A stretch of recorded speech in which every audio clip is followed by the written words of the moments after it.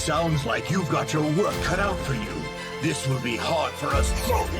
Endeavor versus the high-end Nomu Hood from the finale of Season 4. So, Endeavor, not a good dad. Let's just say that right off the bat. Even just his personality in general isn't all that friendly. Very different than All Might, no doubt about that. I didn't think I'd ever like him as a character, and though his horrible actions can never really fully be forgiven, this fight proved that there was good in him and that there was at least more of a heroic streak to him than we had been led to believe. Endeavor was in a rather difficult fight with the high-end Nomu, who had immense regenerative capabilities, making him hard to take out, obviously. Even when he unleashed his incredibly powerful Prominence Burn attack, the Nomu was able to regenerate, and in a last-ditch effort to take the villain out, Endeavor committed a purely selfless act in order to avoid hurting innocent civilians. He rocketed into the air with the Nomu trapped in his arms, and unleashed one final Prominence Burn that he believed would eviscerate the monster and himself in the process. Luckily, Endeavor did survive, but he didn't think he was going to, and honestly, I didn't really either.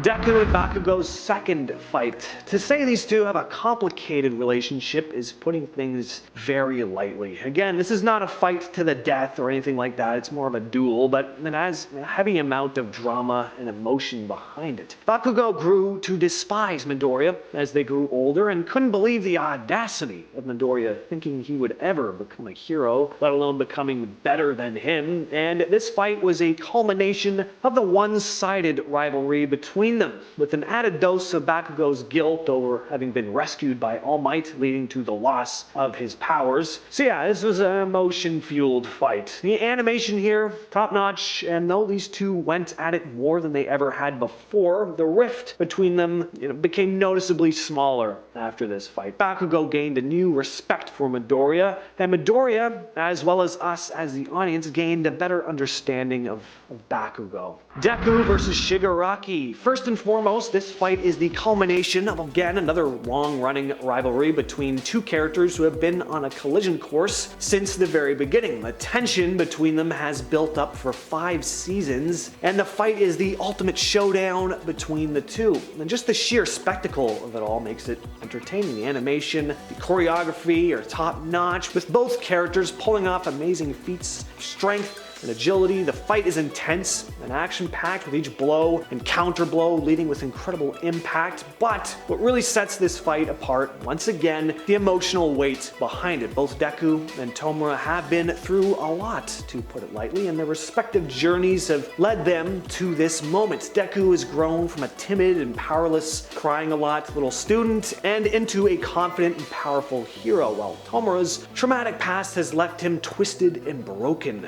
This fight is not just about physical prowess, but also about conflicting ideologies and personal struggles. Midoriya versus Shoto from the UA Sports Festival. As I've already said and will continue to say on this list, the best fights in shonen, anime, or really any form of media really, are ones that reveal things about the characters involved and progress the overall story in some way. Shoto is really the star here, and I think this fight really aided in his popularity as a character overall. Shoto denied an entire aspect of himself, unwilling to use his fire quirk passed down from his abusive father, only opting to use his ice-based abilities from his mother. It's in this fight, though, that Midoriya inspires Shoto to finally learn to accept, or at least start to accept, who he is, and that though he has some of his father within him, he is not his father and shouldn't be afraid to unleash his full potential. Many of us have things in our lives that we're ashamed of for